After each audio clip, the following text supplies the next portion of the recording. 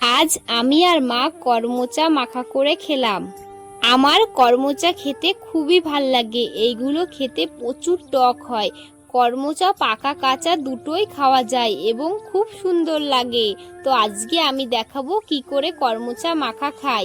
তো দেখো আমাদের গাছে কত করমচা হয়েছে। যেইগুলো কালো কালো এইগুলো পেকে গেছে, আর যেইগুলো সবুজ ওইগুলো কাঁচা। তো দেখো কত সুন্দর, আমার তো খেতে খুব ভাল লাগে। করমচাগুলো আমি ধুয়ে নিচ্ছি, আর জলটা এমন সাদা হয়েছে কারণ করমচাতে প্রচুর পরিমাণে কষ থাকে। আর এখানে আমি বিট লবণ দিয়ে করমচাগুলো এবার মাখিয়ে নেব।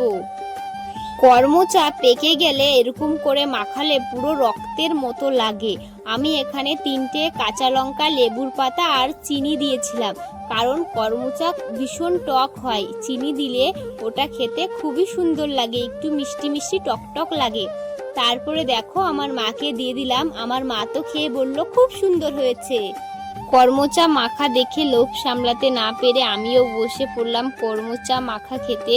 তোমরা কে কে করমচা চেনো এবং এইভাবে মাখা করে খেয়েছো কমেন্টে জানাবে। একমাত্র তারাই জানে যারা করমচা মাখা এইভাবে খায়।